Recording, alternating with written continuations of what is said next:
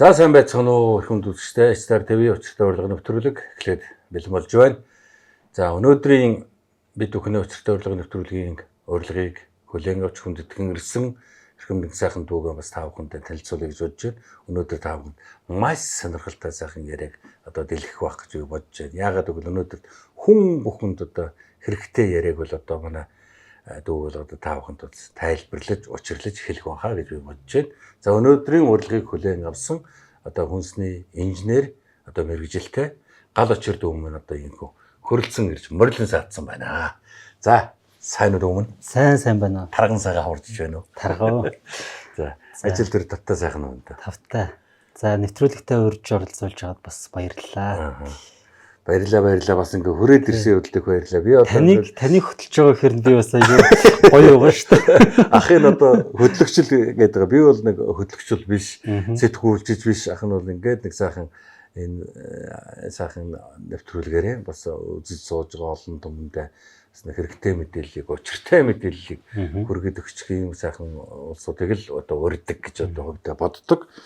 Тэгээ энэ нэвтрүүлэг маань бол ерөнхийдөө сайхан ингээ ярилцдаг. Хоёр хүн сайхан суугаал ярьдаг. Ийм л сайхан нэвтрүүлэг гэж одоо боддог штэ галаа. За тэгээ галаатайгаа ингээд бүр яриа эхлэхийн өмнө бид бүхэн одоо миний л одоо бас монгол хүн тийм ээ хаан төрж өссөн аав ээжээс хэдүүлээ гэдгээс аль сургууль төгсөв гэдэг одоо асуултаар нэвтрүүлгээ эхлэх дуртай байна. За намайг Оюнгэрлийн гал учир гэдэг. За тэгээд би Улаанбаатар хотод төрж өссөн. За тэгээ 10 жилийн боловсролтой болохоор одоо нийслэлийн 45 дугаар сургууль гэж байдаг. Мэргэжлийн өрөөнд тэнд тийм ээ.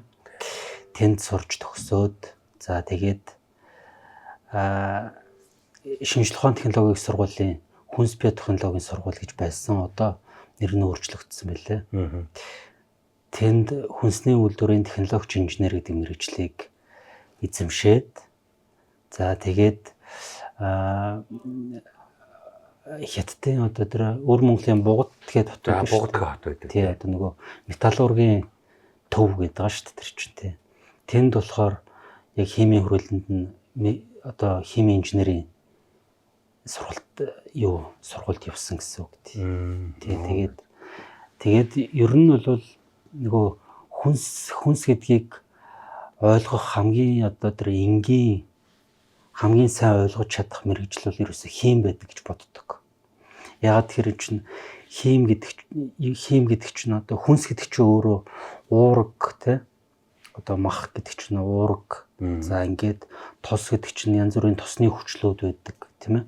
Нүүрс ус гэдэг чинь одоо ингээд энгийн нүүрс ус, нийлмэл нүүрс ус гэдэг бүгдийн химийн томьёогоор нь бичиж болдог. Энэ болгон чинь ингээд хоорондоо яаж уруулд урдгийг, хүний биед яаж шингэдгийг яг нөгөө химиг айгуу сайн үдчиж их л ойлгодог гэж би өвдө боддоо шүү дээ тийм. Тэгээд ихэнх үедээ бол яг нөгөө хими айгуу тийм юу хүнэлтэй нөгөө хоббитай ч юм уу тийм амар дуртай. Химид их сайн байх хэрэгтэй манай бол. Гэхдээ сайн гэдгээс илүү бүр их сонирхолтой тийм. Чи өөрөө нөгөө тэр химийн уруулах хувирал гэдэг чи өөрөө айгуу тийм гайхалтай юмнууд байдаг байхгүй тийм. Тэгээд тэрийг ингээд нөгөө харахаас хийхээс гадна ингээд амьдралд хэрэглэнэ гэдэг чи өөрөө айгуу чухал юм байхгүй тийм. Тэгээд тэрийг одоо юу яагаад эхний ээлжинд бол яг мэргэжлийнхаа үнцнийг ерөөсөй ойлгохгүй явж исэн. Хүнсний мэргэжил тий. Тэгээд яг химэд дагаад ингээд эрдсэн хэм рүү ороод уурхайн лабораторийг байгуулад тий. Өөрөө ингээд химийн шинжээчээр нь ажиллаад инженерээр нь ажиллаад ингээд явж исэн.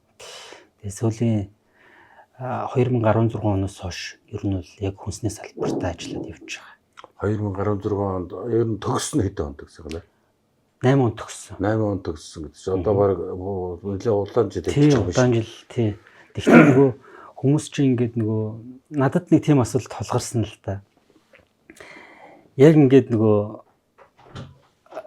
уурхайн салбараас гараад хүнсний салбар руу ороод ирсэн чинь би өөрөө шинэ болцсон байхгүй юу. Хүмүүс намайг ямар ч тийм туршлагагүй гэж хүлээж аваад байдаг.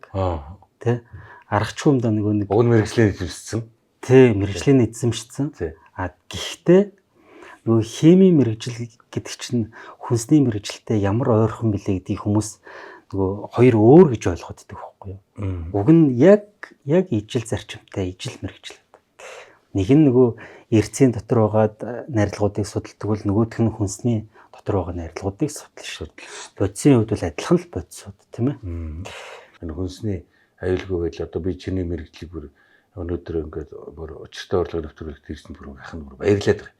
Одоо яг энэгээр одоо яг нэвтрүүлгээр бас хэрэгтэй мэдээллийг учиртай мэдээллийг бол одоо хөргөх хүн бол одоо яарчгүй гал учирмал тэгвэл мөнөөс юм байна гэж бодож байгаа. Одоо би ч гэсэн одоо энэ хүнсний байдал одоо зөв идэж ууж байгаа ч юм уу буруу идэж ууж байгаа имэд дуртай юм аа гоё харагдвал ингээл хүүхч гисэн давхиж ороод гоё дуртай юм аа аваад идчих. Тэгтэл өнөөдрийн эдсэн уусан байдлаас ч болоод юм уу хүнсний энэ аюулгүй байдлыг хангаж чадахгүйгаас болоод юм уу Монгол оронд одоо энэ хорт тавдар гэдэг юм одоо хизээ юм байсан. Юу ч байдгүй л байсан шүү дээ. Сайндал ингээл нэг настай хүн бо. За нэг араак туссан гинэ, нэг нарийн болсон гинэ гэдэг нэг ийм л сонсч ирсэн болохоос энэ бүх эргэтэнд очдог хорт тавдар гэдэг бол хаач байгаагүй байхгүй. Тэгэхээр энэ яг юунаас болж байгаа гэдэг. Ер нь одоо энэ тухайлах нь ер нь хүнсний аюулгүй байдал талаас нь тий. Одоо яг иймнээс болох магадлал байдаг юм болов. Энэ дээр яг нөгөө шалтгаан нөхцөлийг нь тоочоод дурдвал маш олон л доо энэ чинь. За энийг би дангаараа ярих биш бас ингээд нөгөө эрүүл мэндийн шинжилгээ ухаан, анагаах ухааны тэр эмч хүн бас ярил зүгээр байх. Миний зүгээс ярих юм бол статистик би ярмаар байна энэ дээр. За. Статистик. Монгол хүний дундаж наслалт 1921 оны статистикаар дунджаар 45 насалдаг байсан. 45 насалдаг. Тэгээд хүн амын хэмжээ нь 500 мянган хүн амтай. За 1960 оны статистикаар нөгөө 45 насалдаг байсан бол 51 болж өссөн. За өнөөдрийн статистикаар Монгол хүний дундаж наслалт 71 байна. Өссөн бооз энэ чинь тийм байна. Маш эрчимтэй өсөлт явагдсан бооз тийм байна. Тэ? Нөгөө яг хүүсээр нь ярил эмэгтэй 74 наслж байна өнөөдөр. Эрэгтэй 65 наслж байна. Нөгөө эрэгтэйчүүд арай богино наслаад байгаа. Гэхдээ нөгөө яг дунджийг нь авч үзвэл 71 наслж байна. Энэ өөрөө юуг харуулж байгаа вэ гэхээр ерөөсөө амьдралын чанар гэхээсээ илүү ерөөсөө шууд хүнсний нэр төрөлтэй холбогддог. Ерөөсөө энэ хүнс ингээд өнөөдөр та ярьж штэ маш олон нэр төрлийн хүнс байдаг болсон. Тэ? Гэхдээ эн чинь хүнс маш олон нэр төрлийн юм шиг боловч ерөөсөө нэг 6хан төрлийн шин бодисоос л тогтно. Уург, тэ? Уург, нүүрс ус, тос. За тэгээд тэрэн дээр нэмэгдээд энэ гурав бол ерөөсөө хүнсийг бүтээж байгаа одоо гол шин бодисууд. Энэ дээр нэмэгдээд одоо амин дэмүүд орж ирдэг, эрдэс орж ирдэг. Дээрээс нэмэгдээд ус ордог. Ус өөрөө одоо хүнсийг бүрдүүлдэг нэг том найрлага болж орж ирдэг. Тэгэхээр одоо ухаандаа нөгөө нэг шин бодис тухайн одоо тэр хүнсэнд маш их байх юм бол одоо жишээ нөгөө уургийн хэмжээ нь маш их байгаад тосны хэмжээ нь одоо арай жоохон бага тий нүүрс ус маш багатай байх юм бол тэр биднэрт мах гэж харагддаг. Тийм ээ. Нөгөө уург нь багасаад нүүрс ус нь ихсээд байх юм бол биднэрт гурил будаа гэж харагддаг. Ногоо хүнсний ногоо гэж харагддаг. Гэх жишээтэй. Тосны эргэлээ ихсээд нөгөө хоёр шин бодис нь багасвал биднэрт одоо нөгөө өөх гэж харагддаг ч юм. Ургамлын тос гэж харагддаг ч юм уу тий. Ингэж ер нь нэг одоо хүнсийг төсөөлнө л дөө тий. Тэгэхээр нөгөө хүнсний нэр төрөл олон болох тусамч нь одоо би энд нэг алим идчихлаа, энд бууз идчихлаа. Би буузнаас авч одоо алимнаас хизээж буузнаас авах ёстой юмыг авч чадахгүй. Энд чинь өөрөө нөгөө хүнсний нэр төрөл واخгүй юм чинь. бид нэр урд нь нөгөө буузаал гэдээд яваад байдаг гэсэн бол одоо алим гэдэг нэг шинэ юм ороод ирж байна. Тэ? Энд чинь өөрөө алим гэдэг чинь боловсруулаагүй иддэг. Буузыг бол заавал жигэмж иддэг тийм үү? Энэ жигэмж идэх явц чинь нөгөө 60 градусаас дээш энэ ууранд болгож байгаа шүү дээ.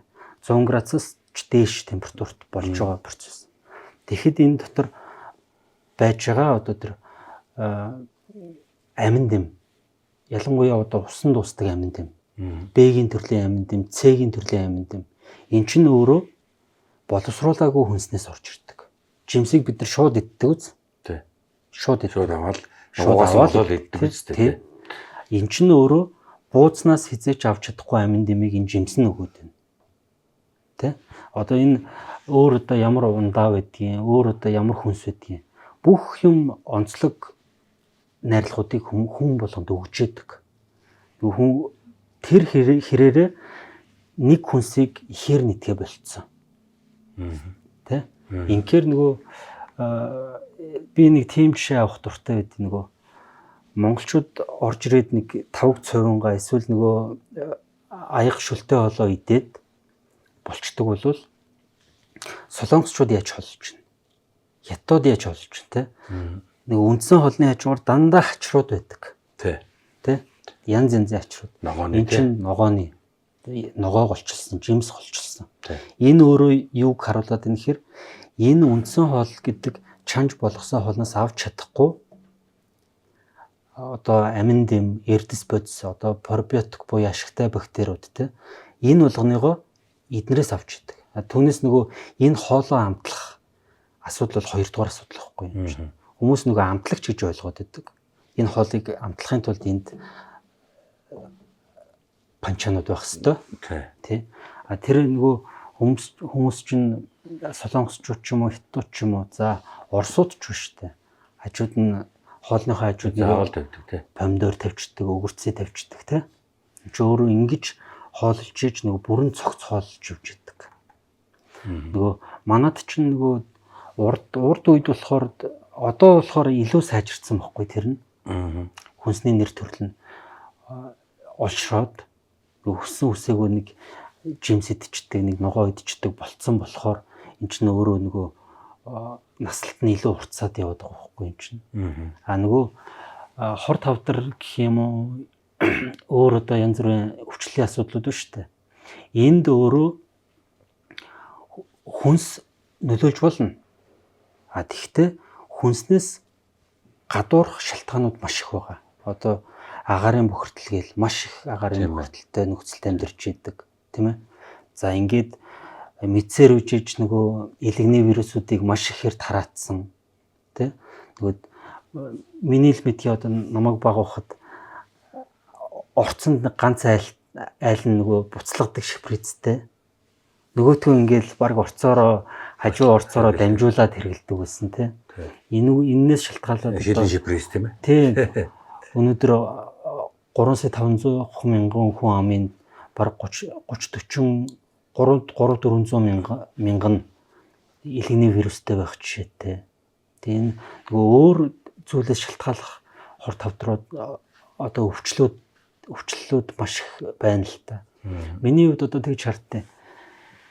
Одоо бол нөгөө харьцангуй нөгөө нэг удаагийн тариур 100 хэрэглээд ингээд нөгөө тэр вирусуудын тархалт арай хумигдж байгаа. Энэ нөгөө одоо өвчлөлтсөн байгаа хүмүүс болохоор за тэгээ идэх нь идгээд идэхгүй тэгээд нэг юм болох бах. 30 жилийн дараа бид нэр яах вэ? 30 жилийн дараа одоо нөгөө хеликобактер энэ гэж яриад байна те.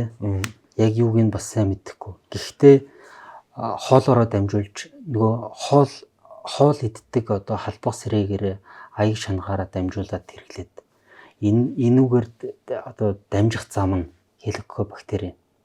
Тэгч одоо хүн амын бараг 80-90% нь хеликобактерийн халдвартай гэд гарч ирдэг. Мандал тэгж хардаг шүү. 30 жилийн дараа элэгний хавдар биш одоо ходоодны хор тавдар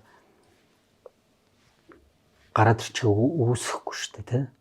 Тийм тэгэхээр энэ тал дээр бол хүнсийг нөгөө бүх юмд ингээд нөгөө хүнсийг буруутгах жахаар хүнс гэдэг чинь өөрөө нөгөө хүнийг эрүүл байлгах, хүний дархлааг сайн байлгах маш том хүчин зүйл.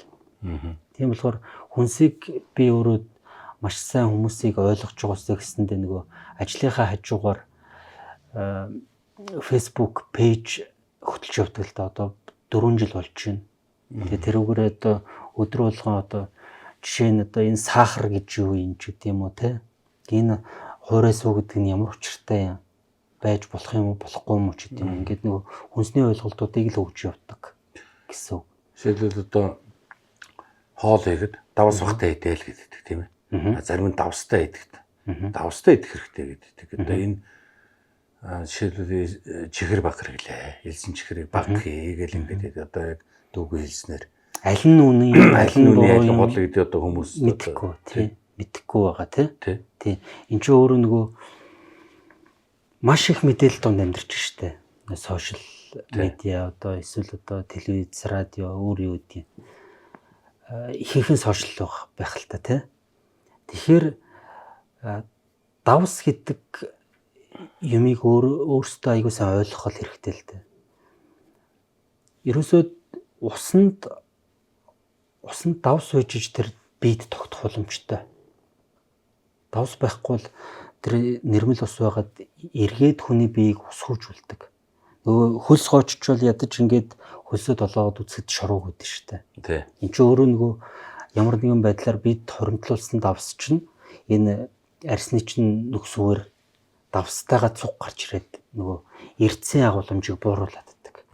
Эргээд энэ усыг давстай эрдэстэйгээр ууж иж тэр шүлгийг давстайгаар ууж хэрглэж иж биднэрт ус тогтно гэсэн үг. Тэгэхээр давсны хэрэглээ бол байх ёстой гэдэг тийм байх ёстой. Тий, байх ёстой.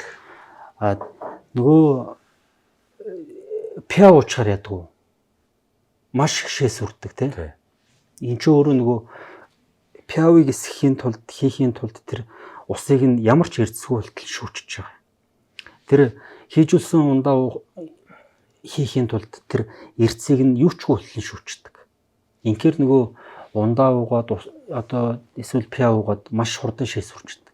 Сайхан давстай аяг дүүрэн шүл эсвэл банштай цай уугаад шээс үрдэггүй. Хүрэхгүй тий. Чи өөрөө нөгөө ус өөрөө шингэнийг нөхөх биш. Усыг уугаад шингэн нөхөх чинь гэж ойлгодог байхгүй юм чинь. Түүнээс нөгөө шингэнийг нөхдөг юм чинь ус биш өөрөө эрдэс болж хуурж байгаа байхгүй. Эрдэс. Тэр натрий гэдэг эрдэс энэ усанд байснараа энэ эст тогтох боломжтой. Түүнээс нөгөө ходоодонд тэр нарийн бүдүүн гэдсэнд ус тогтоодох боломж байхгүй шүү дээ. Эс болгонд очиж иж тэгээд нөгөө чиглэг сайхан одоо тэр арьстай байхын тулд тийм ээ энэ ч өөрөө эс ч өөрөө усаар хангалуун дүүрэн бөмбөлөг сайхан хэлбэртэй үжижл маш гоё өөгүй цэвэрхэн харагдана шүү дээ. Энэ ч өөрөө нөгөө нүүр царайн дээр илэрч гарч идэг. Тэгэхээр нөгөө давс баг хэрэгэл, давс их хэрэгэл гэдэг чинь өөрөө яг нөгөө тухайн бүс нутгаасаа болж болно. Бүс нутгаасаа болж болно. Би ойрын үед нөгөө усны асуудлуудыг аягүй их хөндөж ярьж байгаа л та. Яг энэ усны асуудал гэдэг чинь өөрөө яг энэ эрдсийн асуудалтай бүр маш холбоотой, нэгт холбоотой. Одоо жишээлбэл хүүхдийн одоо гидс мэдс ч нэг хордлого юм болоход ус ширгээж өг гэдэг шүү дээ. Ус ширгээж өгөхөр манайхан бол мэдээж нэг каструлны талаар усыг буцалгаал байна.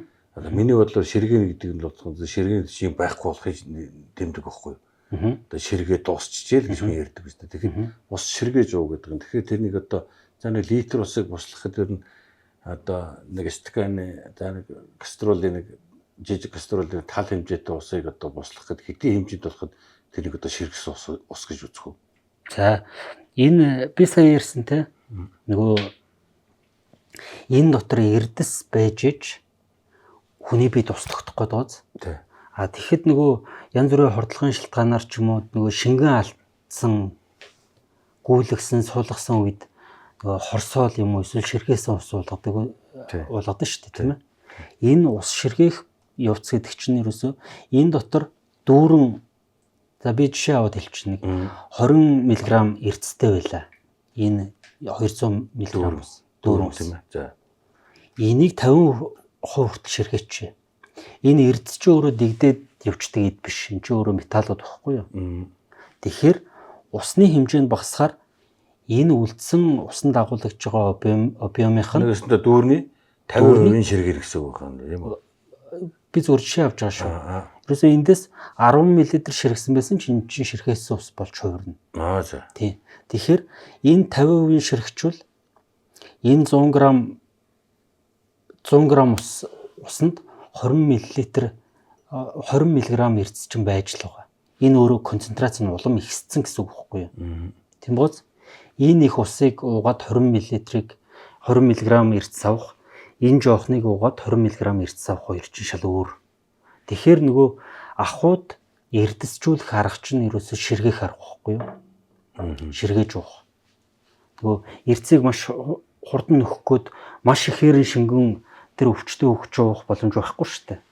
Тэгэхээр нөгөө хэмжээг нь багасгаж эрдэсийг нь ихсгэж ширгээж өгдөг байсан баг. Сүүл рүүгээ нөгөө яг энэ усанд найруулж нэмдэг тэр эрдэсүүдийг нагуулсан хорсоол гэж юм гарч ирсэн. Тэ? Одоо бол бүр ингээд нөгөөх нь улам сайжраад хөгжөөд явж л байна л та. Тэгэхээр ерөөсөө л тэр шингэн алдсан үед юу нөхөх гэхээр шингэнийг нөхөх гэхээр ерөөсөө л эрдэс л нөхч чадна. Эрдэс байж иж бие дотор орж иж эргээд одоо хэрглэж байгаа шингэнээ биедээ тогтоох боломжтой болдог гэсэн үг. Улаанбаатар хотын ундны усны найрлагууд ус сувгийн удирдах газрын юун дээр байдгийг, сайтн дээр, албан ёсны сайтн дээр байдгийг. Тэгэхээр нөгөө зөвшөөрөгдөх дээд хэмжээ одоо усны хатуулга гэж ярьдэн шүү дээ. Зөвшөөрөгдөх дээд хэмжээ нь 7 мг эквивалент литр байхгүй юу усны хатуулгын. За би кальцийн жишээн дээр нэрчээ. 100 мг литр кальцтай байж тэр зөвшөөрөгдөх дээд хэмжээнд болж байгаа. Улаанбаатар хотын альч дүүргийн крантнаас гарч байгаа, альч худгийн уснаас гарч байгаа ус 0.7-оос 0.9 мг эквивалент литр хатуулагтай. 7-0.72-ийн хооронд 10 дахин бага гоц. Энд чинь өөрөө нөгөө Улаанбаатар хотын ундны ус чинь өөрөө тийм айхтар цэвэршилттэй ус байхгүй байглаасаа. Цэнгэг ангиллалд ордог. Одоо энэ айлуудыг крантаар гүйж байгаа ус. Тэгэхэд одоо миний үеийнхэн бол яг хуу өдөржин тоглож орж ирчээл крантны усаа уугаал загнуулсан барин уугаал. Тэр үед бол цэвэрхэн байсан. Одоо тэр үед бол цэвэрхэн байсан. За хоёлаа нөгөө цэвэрхэн юуг нь дараа залгуулад ярэ. За энэ эрдэсийн асуудлаа ярьж дуусгаад тэгээд өргөжлүүлээ явчих.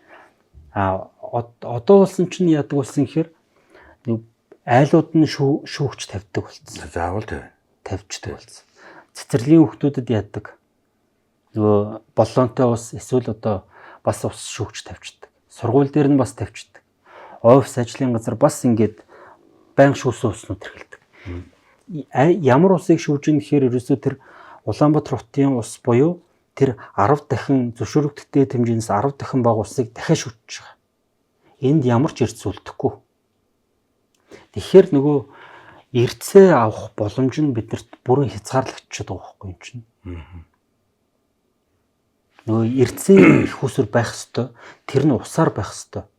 Нөгөө янз бүрийн ногоо жимс эдгээр энэ тим эрдэстэй, ийм эрдэстэй гэж сурчлагаа байдаг. Гэхдээ эрдэсийг ямар нэгэн хүнсний бүтээгдэхүүнээс авна гэвэл хажуугаар нь тэр чинь өөрөө шин бодистой болохоор зөвшөөрөгдөх хэмжээнд эрдэсээ авна гэж идвэл ядчил цадаад шимт хичээлийн илүүдэлд орно шүү дээ. Тийм болохоор нөгөө усаар дамжуулж эрдэсийг авах нь хамгийн зөв зүйтэй. За тэгээд савлсан цэвэр уснууд тэгвэл ямар стандартаар хамгаалагддаг вэ гэхээр хамгийн харамсалтай Монгол улсын нөгөө хүмүүс бол нөгөө мэдгүй хүмүүс бол нөгөө стандартад итгээд явж байгаа шүү дээ. Стандартад итгээд явж байгаа. Стандартад таарж ивэл болж байгаа юм байлгүй дээ гэж бодоол явж идэг. Яг үндэ одоо тэр савлсан цэвэрсний стандарт MNS 5007-2022 гэдэг стандарт байдаг. Энэ стандарт болохоор кальцийг жишээ нь кальцийг 20-с бага гэж тавьчихдаг. Их багын нэмдгээр 20-с энэ усанд бол 20-с бага. Кальц нь 20-с бага. За натрийн 5-аас бага ч юм уу тий. Гэт бага гэж тавьчихдаг. Тэгэхээр энэ их багын тэмдгийн нөгөө талд тэг буюу ямар ч эрдэс байхгүй хахад энэ стандартаар зөвшөөрөгдөд явагддаг. Нэрмэл ус байсан ч зөвшөөрөгдөн. Түрүү нэг ярьлаа л да би нэг асуудаг нь за одоо карантар гүйж байгаа ус бол эрдэстэй зэвэр тийм ээ. Яг шүүжгтэй зэрэг эрдэсгүй болчлаа гэдэг чинь. Тэгэхээр өнөөдөр Улаанбаатарын амьдарч байгаа ажирч байгаа иргэдийн ууж байгаа ус бол ерөөсөө бүгд шүүлтүр ус ууж эхэлж байгаа байхгүй. Би тэр багт болж шууд карантнаас ороод узайлгчээл явчихдаг байсан. Одоо тэгэхээр одоо миний байгаа багч гисэн эрдсээ авч чаддаг. Одоо миний байгаа хотхон гэхэд бол улаан зэв. Тийм ээ. Өмхий. Ийм ус гарч байгаа. Тэгэхээр энийг одоо шүүгөө дуугаад тохор ямар ч эрдэсгүй. Тэгээд энэ шүүлтүүрүүд хэр баталгаатай шүүдэг. Одоо энэ шүүлтүр гэдэг нь тавьчихл байгаа юм л да. Тэгэхээр харахнаал нэг улаан болцсон л байж л идэв. Тэр нь одоо үнэхээр шүүгээд байдаг юм уу? Тэгээ ингээд шүүгээд ингээд зарим ингээд бол энэ одоо тэр олон жилийн болсон давтамжтай хар турбаныхын зэвж байдаг юм уу? Үнэртэй. Тэгтээ шүүсэнгөө хоолундаа хийгээд уугаад байгаа байхгүй. Энэ одоо хүний эрүүл мэндэд хэр одоо дайсан болох вэ? Одоо энэ усыг нэг одоо ингээд чиний хэлдгээр одоо ингээд 15 эрдэстэй байх гэдэг шүү дээ. 15-ын боллоонтой 15-ын боллоонтой 5-ын савтай гэл ингээд зэвэршүүлс усал одоо хүмүүс ингээд аваад тэрнээс голцоогол одоо бэлэн ус ууж байна. Тэр бол карантнаас л ууна гэж бол одоо бол байхгүй болсон. Карантнаас уух юм бол одоо юу ч ууж мэднэ. Яг гэвэл энэ удаан жил засвар үйлчлэгээ хийгээгүй тэр их зузаан зэвнээс тэр их одоо өмхий турбанаас би одоо нөгөө хаана амьдрдгийг ч ер нь гадралжлал байна л да тий. Ярмаг шүү дээ. Тий ярмаг. Тий. Энэ өөрөө одоо тэр хамбог тороолол тэр ярмгийн бүх хорооллууд ерөөсөө маш их зэвтэй гардаг. Улаан зэв шүү Энэ дээ. болохоор би сая нөгөө усыг эрдэстэй байх ёстой гэд яриад байт юм уу? Нөгөө талдаа тэр ярмаг гэдэг ганц газар тэр олон айлууд зэвтэй ус гараад ийн гэдэг чинь өөрөө хүмүүсийн хариуцлага واخгүй юм чинь. Ягаад тэгэхээр тэр нөгөө тэр барилгуудыг барихтаа тэр магистраль шугамыг нь одоо тэр буруу материалаар нь хийчдэг. Буруу хямд хоолоогоор нь тавьсан ч юм уу те. Зэвний их усүр байгаад нь штэ. Ерөөсөө карантаа онгойлгож үзээд 3-4 секунд онгойлгож үзээд тэр зэв арилахгүй бол цаанаас ирж байгаа шугам асуудалтай. Тэр үе тодорхойлдог. Тэрийг солих ёстой. Түүнээс нөгөө өнөөдөр өдөр болгон айл болгон дор дороо нөгөө шүүгч тавиад хэрэглээд байна гэдэг чинь нөгөө энэ асуудал ерөөс шийдэгдэхгүй байхгүй юу? Тэр хоолой хязгаарч солигдохгүй. Ийм болохоор нөгөө хамгийн эхлээд нь яг хаана ямар зэвний их усүр гарч ийн. Энийгээ тодорхойлоод тэгээд тэрийгээ нөгөө нийлээд шаардах ёстой. Энэ одоо энэ шугамыг сольж өгөө гэд тэ. Тэр бол одоо тэртээ дэргөө солихын сольсон зайлуул тэгээд одоо хоёрдугаарт энэ нөгөө усаад дор дороо шүүх гэдэг чинь хамгийн эцсийн хамгийн арга эцэл арга واخгүй юу? Арга шүү дээ. Тий. Нөгөө гэр бүлээ ядаж гээд нэг эвтэйх ус уулгачих юмсан гэд. За хоёрдугаарт энэ усны шүүлтүүрээ сонгохдоо тэр зэв гэдэг чинь өөрөө нэг харагдаад байна шүү дээ. Хүрэн бор тэр төмрийн эсэл тэ эсэлцэн төмөрч нь өөрөө хүрэн бор өнгөтэй эн чинь өөрөө нөгөө хүрэн бор өнгө үсгээд зэв гэж нэрлэдэг байгаа байхгүй юу? Тэр өөрөө харагдаад байна гэдэг чинь тэр усан дуусан эрдсэн ионыг бодвол тэр том хэмжээтэй. Тэгэхээр тэр чинь өөрөө механик бохирдол гэж ангилагдана.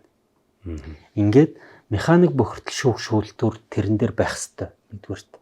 Шүүлтүүр тавилаа гэж боддог. Дараад нь зөвхөн төмрийн одоо зөвхөн төмрийг шүүдэг шүүлтүүр гэж байдаг. Түүнээс манайх чинь нөгөө мембран шүүлтүүр одоо зөөлрүүлэгч бүх юмтай тавьчихдаг байхгүй нэг 4-5 угсраа юм. Энд чинь өөрөө маш сайн шүүдэг шүүлтүүрүүд шүү дээ.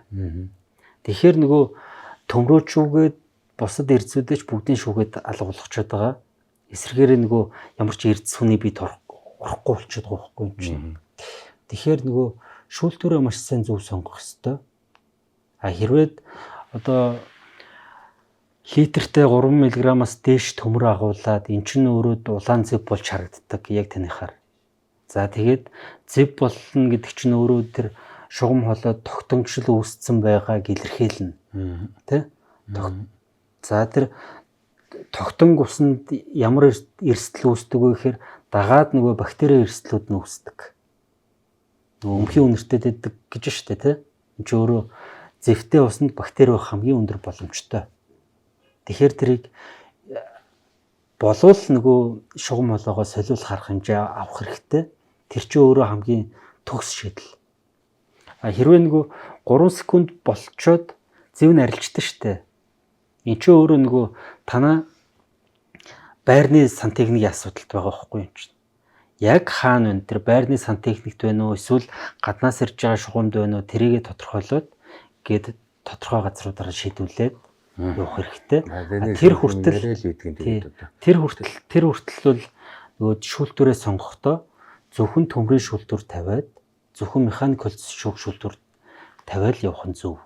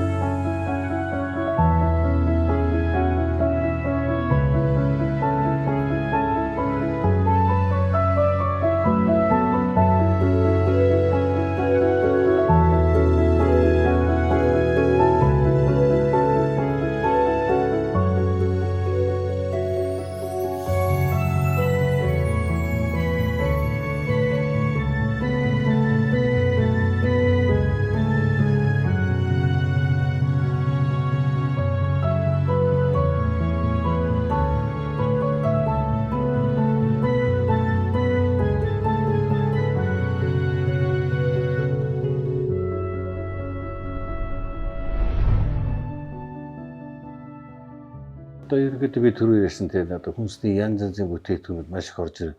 Жишээлбэл PV гэдэг түрүүд ярьсан би нэг хүнстэйг сонсч ирсэн. PV гэж штэ яг Монгол PV л уу. Герман PV, Америк PV. Одоо ингэж тэр чинь одоо биш штэ. Хичнээн хоног хаагуур явж хаашаа хичнээн контейнер дамжиж ирж байгаа юм. Энэ бол одоо томцсон байдаг ч гэлөө. Яг PV-г шинээр нуух хэрэгтэй гэдэг. Тэгтэл одоо манай орны PV өргөн байна. Энэ одоо ер нь PV-г ямар хугацаанд одоо яг инженерийн хувьд, технологийн хувьд одоо аюулгүй байдлын талаас нь PV-ч байдаг юм уу? За бас дээр нь одоо ингэ жимснүүд байна. Турк жимсэлгэн, хятад жимсэлгэн тийм ээ. Европ жимсэлгэн, янз янзын явлаг, орсолг ингээл битүү жимс аваалаатай өрөөтэй байж. Би нэг хүнээс сухад одоо өөрөө манай нэвтрүүл хувийн бодлоо ярьдаг, чөлөөтэй ярьдаг л нэвтрүүл. Хүнээс сонсоход бол энэ Монголд байгаа жимсийг битгий дээрээ. Хор шүү. Тэрэн дөрөв жимсний хэрэгцээг хангах өөр одоо Монгол төрсөндөө ургасан ногоо цагаар ч юм уу тиймнээс аваарай гэж ярьдаг. Тэгэхээр одоо энэ орж ирсэн энэ алим жимсний тал дээр ямар бодолтой байдаг вэ? За алим жимсний тал дээр битүү одоо манайхан ч өөрөө юуг вакцин, антибиотик хоёрын хэрэглээг хольж ойлгоод байдаг. Яг тэрэн шиг бордоо, пестицид хоёрыг бас хольж ойлгоод байдаг байхгүй юу? Бордоо болохоор нөгөө ургамлыг, тэр жимсийг ургуулахад шаардлагатай шимт хичээлийг хөрсөөр нь дамжуулж өгч идэг. Өөрт нь хэрэгтэй одоо элемент, бодисууд гэсэн үг. Пестицид гэдэг юу вэ гэхээр тэр жимсийг ургах явцад тэр бактерид үрчээд байвал яах вэ? Хорхоо үрчээд байвал, хорхоо шавж үрчээд байвал яах вэ? Тэрэн дээр нөгөө шуу суугаад тоншоод байвал яах вэ? мөөгөн цөртөөд байвал яах вэ? Энэ болгонд нь тохирсон одоо тэр пестицид буюу ургамал хамгааллын бодисыг цацчихдаг. Энэ чинь өөрөө нөгөө жимсний гадаргуу дээр үлдвэл өөрөө хүний биед эргээд хор болох магадaltaй. Тэр бодисыг зөв тунгаар нь хэрэглээд зөв цацаад хэрэглэсэн тохиолдолд тэр жимсний гадаргуу дээр пестицидийн үлдэгдэл үлдэхгүй.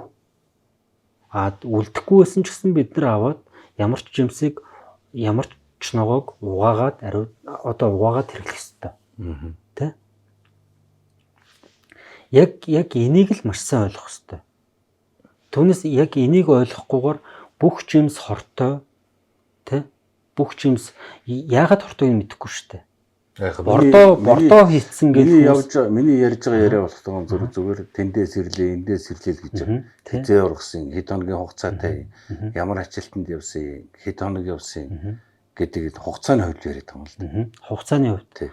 Тэгэхээр одоо хугацааны хувьд одоо жишээлбэл нэг алим ингээд таригдаад яг ер нь ямар нөхцөл байдалд идэх хэрэгтэй гэдэг л асуугаад байгаа. Бусдаар л хөрс мөрсөнд мэдээ тусдын хөрсөнд аюулгүй байлыг хангасан байдаг л баг. Хамгийн гол нь яг ингээд ирээд ургацын үе гэж байна. Ингээд овоолоод тавьсан байж байгаа байхгүй тэр хизээ тарьсыг. Ургацын үе гэж байгаа тий. Ургацын үе байхаас гадна тэрийг нөгөө унтуулганы үе гэж байдаг байхгүй юу? Унтуулганы үе. Яг тусгай одоо агуулгад хийгээд тэр агуулгын агаарын найрлагыг өөрчлөөд тийм ээ. Тэр агуулгын тэр температурыг өөрчлөөд, гэрэлтүүлгийг өөрчлөөд инхээр тэр тухайн жимсний дотор ферментийн идэвх нь сулраад одоо өөрөөр хэлбэл унтаа байдалд орчихно гэсэн үг. Тэр жимс муутахгүй. Удаан хадгалагдаад байна. Тэр хаалгыг онгойлгох юм бол гаднаас агаар ороод тэр сэрчнэ. Сэрцэн одоо энэ лангуун дээр байгаа жимс бол маш хурдан муудна. Энэ юу хэлээд байна гэхээр одоо нөгөө жимсний худалдаа гэдэг чинь өдөр болгон болж идэг. Ургац бол нэг удаа л авна штэ. Тэ? Ургацын үе гэж. Тэгсэн нөгөө тасрахгүй нөгөө жимснүүд нь байгаад байдаг шалтгаан нь ерөөсөө тэр унтуулгад байдаг. Хадгалах харгаад байдаг. Тэр жимсний худалдаа явагдаад тэр бүтэн агуулгыг бүгдийг нь одоо тэр цаасан дээр худалдаа авах тэр үйл явц нь болсны дараа тэр агуулгыг задлж жимсээ тараадаг. Ингээд нөгөө тэгээ манай хизээ тараад хизээ юм бол тоо. Тэгэхээр нөгөө жимс ч өөрөө хуурай бүтээгдэхүүнүүдийг бодвол өөрөө чийг агуулсан, ус агуулсан байгаа. Тэгэхээр энэ өөрөө дотроо ус чийг агуулдаг юм гэдэг чинь маш хурдан модно, маш хурдан одоо хууралд орно гэсэн үг. Фермент нь өөрөө дотроосоо гаднаас бактери үржээгүй ч гэсэн дотроосоо фермент нь өөрийгөө одоо тэр боловсруулад ялангуяа одоо тэр банан дээр маш сайн мэдэгддэг. Ногоон банан ивж хагаад дэлгэлгүүрийн лангуун дээр шарлаад тэгээд цоохортож харлаад тэгээд бүрэн харлаад эхэлчихдэг. Энд чинь өөрөө нөгөө дотроосоо тэр бананы ферментүүд нь өөрөө доторх нүрсээ боловсруулад улам чихэрлэг болгоод байгаа байхгүй. Тэр хав хар болцсныг одоо хүмүүсээс нэгдэж болно зөв зүгээр. Гол нь нөгөө хальсны бүрэн бүтэн байдлыг шалгах ёстой. Хэрвээ тэнд нүх гарцсан байсан бол идэх ёсгүй шүү дээ. Тэ? Түүнээс нөгөө яг харлж ийн гэдэг чинь өөрөө нөгөө улам чихэрлэг болчдөг. Эсвэргээрээ нөгөө ногоон бананууд чинь илүү жоох эсэглэн талтай, илүү хатуу талтай байдаг. Бүрэн боловсроод ирэхээр гадаргуу нь хальс нь харлаад илүү одоо тэр доторхон чихэрлэг болоод нэлцээгээд эхэлдэг. Энд өөрөө нөгөө боловсрож байгаа нэг хэлбэр واخгүй юм чинь. Тэгэхээр жимс ногоон дээр бол эргэлзээдэх ямар ч шаардлага байхгүй. Харин ч идчих хэвээр. Би түрүү хэлсэн шүү дээ. Нөгөө усан дуустдаг амин дэмүүдийг зөвхөн боловсруулаагүй шууд иддэг хүнснээсээ л авна. Хятад улсын номер 1 жуус Puko. Гацгүй, байгалийн жимсээр сахар багтаа. Хугацаа уртас өгчгүй. Нэмэлт хүнсний будаггүй. Puko. Бүх сүлжээ дэлгүүрүүдээр худалдаалагдаж эхэллээ. жинхэнэ жимсний ам Puko. Энэ ундаа юу? Тий. Энэ ундаа. Энэ 1 жил хадгална гэж байна уу те? Мэдгүй тийм байх шүү.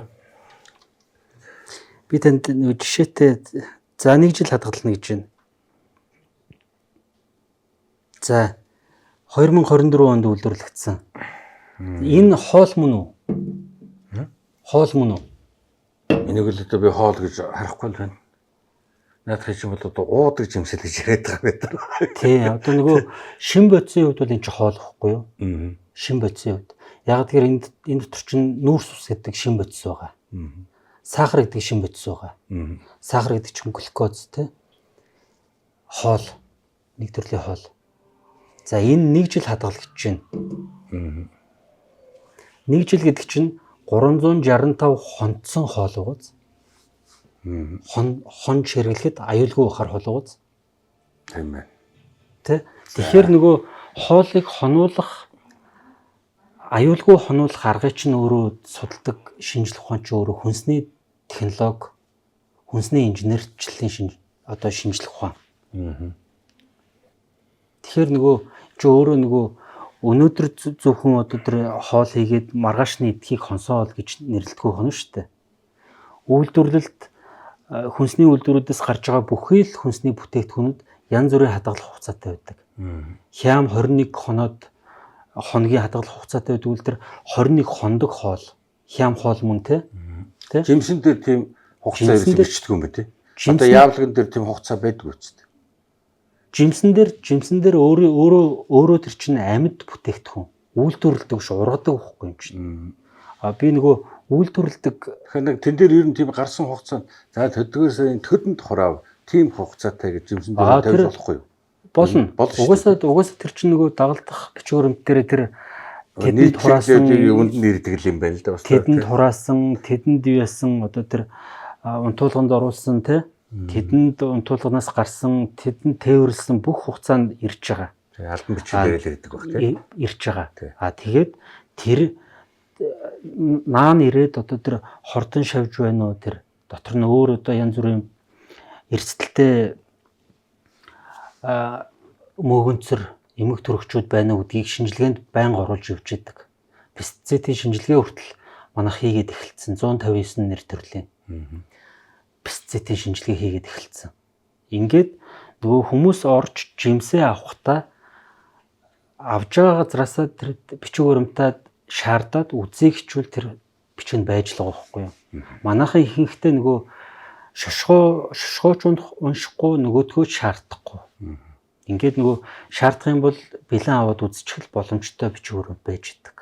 Тэгэхээр за ингээд одоо ангал учир дүүгээр яриа бол нэлээ үргэлжилнэ мэдээж энэ хүнсний инженерийн хүнсний мэргэжлийн талаар бол өдөр барагдах байх яриад тэгэхээр одоо нэг төр баавзлаад нэг сайхан зав гэрээд эргээд уулзцаая архимд үзэгчтэй.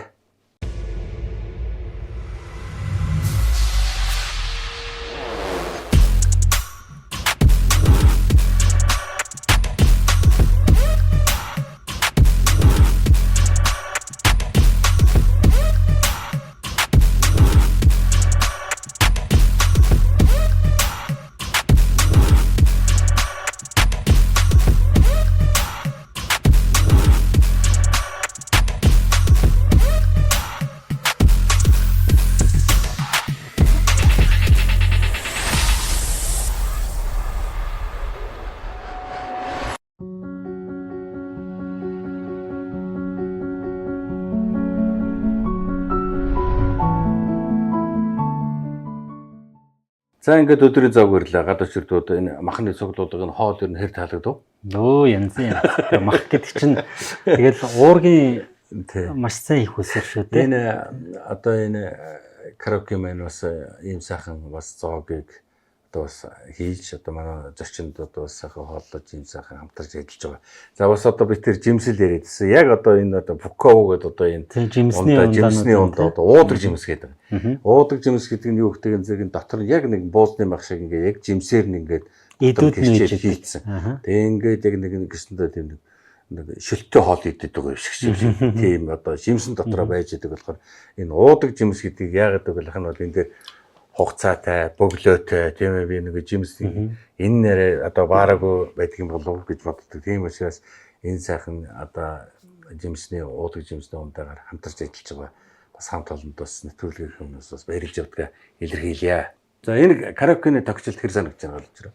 Гоё өрөмц юм байна те. Өрөмц уу. Тэгээд бас энэ би сая нэг нэвтрүүлэгт орох гээд орж ирэхдээ нэг студент гэж төсөөлсөн байхгүй. Харин тийм байгаа. Тэгээд нөгөө буруу газараа ирчихв гэж шил тойл болсон. Ингээд гараад явахаар ерөөсөө ингээд нэг шил мөрөгч гэдэг байсан. Битүү шил тойл болсон. Тийм байна. Караоке байгаа байхгүй. Тэгээ энэ караоке мөр болохоор одоо хотын түргэн тусламж гэдэг одоо хотын төвд байдаг тийм. Энэ хойд. Энэ түргэн тусламжийн яг чанга хурдлын одоо хөндөөр хар байшин байна. Одоо энэний 3 давхарт одоо энэ Песта гэдэг одоо энэ караоке маань ажилтг юм байна. За ингээ гал учирдуудыг ер нь нэлээд үргэлжлэн ярьлаа. За манай найруулагчдын зүгээс нэвтрүүлгийн багийнхны зүгээс цаг минут явчлаа хаа гэл нэг ийм надад өгөөл байна. Тэгэхээр одоо бас би энэ сайхан одоо хүнсний инженер зүгээс одоо нэвтрүүлгийн төгсгөлд асуухад одоо бас энэ мэдээж одоо энэ ерөнхий боловсролын сургууль оюутнууд гэдэг юм одоо бүгд л одоо өөрийн гэсэн хоолны залтай, хоолны одоо гуанцтай, одоо бидний хэлдгээр гуанцтай ингэ байж байгаа. Тэгэхээр өнөөдрийн бас энэ нөгөөдүүдийн хүнсний хэрэглээний төсөвийг одоо нэмсэн гэдээ дуулсан тий. Тэгээ энэ талаараа нэг жоо ярих юм. Тэгээ. За хүүхэд ер нь яагаад ингэж нөгөө хүүхдэд хоол өгөх шаардлагатай байгаад байна гэхээр ерөөсөө бага байхдаа тэр өсвөр насндаа цэцэрлэгийнхаа насндаа яг шимт хичээлээ бүрэн гүйцэд авч иж тэр шимт хичээл гэдэг чинь уургаараа дамжуулж тэр үл орлогдох амин өвчлүүдээ авч иж булчингаа бий болгоочдөг. Тэр нүүрс усаад одоо задлж шатааж иж тэр гүүж харайх сэтгэн бодох тэр бүх эрчим хүчээ авч идэг тийм ээ. Тэр тосыг нь одоо хасаа ичдэг байсан. Хүүхэд одоо шарсан хурсан юм идэж болохгүй гэдэг нэрээр ингээд энэ тосч хүүхдэд маш их хэрэгтэй. Яадаг вэ гэхээр ерөөсөө тэр тос энергийн хүүсөв биш. Тэр хүүхдэд тосон дуустдаг амин нэмүүдийг зөөх үүрэг гүйцэтгэдэг. Зөөх үүрэг. Зөөвөрлөх. Эдис болгон руу зөөвөрлөдөг. Ингээд нөгөө хүүхэд чинь маш сайн өсөглөн өсөж том болдог. Эргээд нөгөө тэр баг багт нь ингээд нөгөө хоол тэжээлийн дутагдaltaй тийм ээ. Ингээд хоол тэжээл нь муу ах юм бол нөгөө насан туршаа өнө тэрийг нөхөн гэсэн ойлголт ерөөсөй байдаггүй. Тэгэхээр ерөөсөй хүүхдийн хоол ямар чухал вэ гэдэг нь ерөөсөй эндээс л харагдана. Тэгэхээр 2019 онд хүүхдийн үдийн хоол, үдийн цай хөтөлбөр гэдэг батлагдсан. За тэр нь 19 онд гэсэн. 2019 онд. За. 19 онд. Тэндээс эхлээд нөгөө хүүхдүүдэд хооллолж эхлэе. Гадны улсууд чинь хүүхдүүдэд хоолдсон биш гэдээ хэлж байгаа байхгүй юу? За ингээд эхлэхдээ цэцэрлэгийн хүүхэд 2475 төгрөг гээд төсөв тавьсан. Нөгөөт нь өдрийн хоолны. Өдрийн бүтэн идэх хоол. Тий. Цэцэрлэгийн хүүхэд чинь 8-аас 10 цаг цэцэрлэг дээр байдаг. Өглөө 9 цагаас орой 5 цаг хүртэл. Өглөө заавал өдөр хоол идэх, орой нэг хоол идэх. Өглөө тий. Тэгээ үдийн цаймаад гэж үдээс өмнө бас нэг цаймаа уудаг юм биш үү? Ингээд нөгөө тэр 2475 төгрөгийн төсөв нь 19 онд батагдаад 24 хүртэл явцсан. Энэ хооронд нөгөө хүнсний төвхөн эдийн үн тариф чинь яаж нэмэгдэх вүлээ? Зөндөө нэмэгдсэн байна. Тий. За тэгээд 2475 төгрөгийг тэр хүүхэд цэцэрлэгт ирчээд таран тартлаа тэр мөнгийг хувааж хэргэлдэг. Ихэвчлэн ерөөсөө нэг будааны зутан ч юм уу те нэг жоохон сүүний өнгөөр болсон зутан ч юм уу ингээд айгүй хэцүү холдог байсан те. Одоо зарим нь ингээд арилахгүй явж л байгаа. Гэхдээ ямар одоо шийдвэр гарсан гэхээр 2475 төгрөгийг 3000 төгрөг болгосон. 2000 хэдэн зүг вэ? 2475 төгрөгийг 3000 болгосон. За нэг хэдэн төгрөгийг нэг 500 хэд дээр 500 525 төгрөгөөр. Зөө. За энэ дээр эцэгхийн оролцоог нэмээд эцэгчүүдээс 1000 төгрөг. За. Ингээд 2475 төгрөг 2024 онд байсан бол өнөөдөр 4000 төгрөг болоод өөрчлөгдсөн байна. Одоо энэ жил дахиад 1000 төгрөг нэмнэ. Дараа жил дахиад 1000 төгрөг нэмнэ. Цаг хугацаагаа тийм ээ. Тий. Энэ чинь өөрөө нэмээд тий. Нөгөө нэг тогтцсон юмыг ингээд одоо ингээд эвдээд л явжлага байхгүй юм чинь тий. Тэгэхээр нөгөө төсвөө дагаад нөгөө төсвөө нь хэдийгээр сайжирсан боловч заримд нь ингээд нөгөө нэгэнт нөгөө боловсон хүчний дутагдалд орцсон, нэгэнт одоо тоног төхөөрөмжийн хомсдолд орцсон тий. Ингээд иймэрхүү асуудлуудыг бүгдийн цогцоор нь шийдэж ижлэн хүүхдийн үдийн хол асуудалгүй болох юм байл л тий. Тэгэхээр ямар ч үсэн энэ асуудал бол эхлээд явж байгаа. За. Бас тэгвэл наач бас баяртай сайхан мэдээ байна. Баяртай ч явахад одоос өдөр болгол юмны өн өсөд өгөхөд одоо хөөх юм хүүхдүүд юм нэмэгдлэл яах. Ноднон болвол ерөөсөө бага ангийн хүүхдүүдийн буюу одоо 1-5 дугаар ангийн хүүхэд өдөр үдийн хоол нь 1500 төгрөг байсан бол энэ жил 2500 төгрөг болоод нэмэгдсэн. Нөгөө ноднон урчны бид маш их сургууль цэцэрлэгээр өөрөө явж ирсэн байхгүй юу. Тэгэл ингээд явахад нэг 2 борцог тарааж өгөөл нэг жижигхэн хар цайтай ч юм уу. Өглөөний цай. Мөнгө орж ирээд идэг. Төсөв нь нэг хүүхдийн 1500 орж ирээд идэг. Нөгөөтгийн нөгөө захиран зарцуулж байгаа дээр яг ажил хэрэг болгоод хооллож байгаа хүмүүс нь маш хайн ханддаг ч юм уу те. Энэ болгон дээр нөгөө хяналтын системүүд ажиллах те. Тэр бэлтгэн нийлүүлэгчдийг одоо шаардлага тавих ч гэдэг юм уу.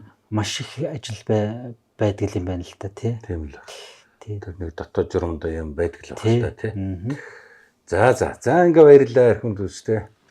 За ингээд нэвтрүүлгийн цаг галуучрд өмнө одоо аль биесээр өндөрлөж байна. Тэгээд одоо бас энэ хүнсний талаар, хүнсний аюулгүй байдлын талаар яг ингээд яриад их юм бол өнөөдөр дуусахгүй. Хэдэн өдөр ярих юм болно. Ямар сандаа тавчхандаа бол одоо учиртай мэдээллийг учиртай урилга нэвтрүүлгээр одоо бас хөргсөн гэж одоо би бодож байна. Одоо бид бүхнийг үзээ сууж байгаа үзэгчнүүрээс авах гэхийн ухаанаар ойлгож, авахын авч хайхын хаях байх гэж одоо бас ойлгож байна. За би урилгыг бас ингэж хүлээж авч бас цаг заваа гаргаж хөрөлцөн ирсэн эрхэм галуучрдуудаа бас баярлалаа. Тэгээд цаашдын ажилд нь одоо амжилтын дээдэг одоо хүсэн өрөөд бас энэ Пукков гэдэг одоо энэ бэлгээ өгчээ. За ясахгүй тавьчихэд өгчөөр уудаж юмс. Тий. Хятад улсын номер 1 жуус Пукков. Гацгүй, байгалийн шимсээрээ сахар багтаа, хугацаа уртас өгчгүй. Нэмэлт хүнсний будаггүй Пукков. Бүх сүлжээ дэлгүүрүүдээр худалдаалагдаж эхэллээ. Жинхэнэ жимсний ам Пукков. За тэгээд одоо нэвтрүүлгийн төгсгөд одоо үзээ сууж үзэгчдээ одоо хандаж хэлэх юу вэ? За тэгээд ер нь бол нөгөө хүнсний яриа чинь нөгөө дуустгүй яриа гэдэг шиг угаасаа дуустгүй яриа юм байна. Би бас яваа ангайтал санаа цуулаа. Зөвхөн усны талаар эсвэл зөвхөн будааны талаар ч юм уу ингээд нөгөө зүгээр ингээд энэ нэвтрүүлэг бол усал ярихдаа дуусахгүй шүү дээ. Хоёул усан дээр мөлийн ярьлаа шүү дээ. Тэгэхэд бол усан дээр ярих дуусахгүй энэ одоо хүнсээр ярих юм бол энэ чинь бараг тухай тий. За тэгээд мэндэ үзчихсэн. Тэгэхээр үзэгчтэй хандаж хэлэхэд тий ямар ч үсэн нөгөө сониуч байгаараа гэж хэлэх аюу дуртай байдгийг. Сониуч байгаараа тэгээд маш их мэдээлэл дунд хэдүүлээ амьдарч байгаа. Тэрийг ингээд цаашаага судлаад явах бас маш их боломжууд байдаг болцсон тий. Сайн судлаарай тий. Урд нь бол нэг номын сангаас цаашаага хитэрдэггүй байсан бол одоо интернет ертөнцгээд маш том боломж нэгдсэн, маш том судалгааг харах боломжтой болсон. Ямиг цааш нь лавлж одоо судлах боломжтой болсон гэдэг чинь. Тэгэхээр нөгөө нэг одоо хүнсний одоо тэр ямар нэгэн худал үнэн мэдээлэлд шууд итгэхээсээ илүү тэрийгээ цааш нь судлаад энэ болгон чинь өөрсдөө нөгөө та бүгдийн одоо эрүүл мэндэд маш их нөлөөлж идэв шүү гэдгийг л хэлхийг хүсэж байна да тий. За. За Баярлалаа эрхэм үзэгчдээ. Мэдээж энэ хүнсний одоо аллагрэм болсон энэ хүнсний удаас ашигтайг авч ашиггүйг нь орхиж яваарай гэж би бас өөртөө зөвлөмөр байна. Тэгээд нэвтрүүлэгт хүрэлцэн ирсэн эрхэм галуучрууд баярлалаа. За манай учиртай урилга нэвтрүүлгийн өнөөдрийн дугаар энэхүү жаргаж байна. Дараа уулзлаа. Түр баяртай. баяртай.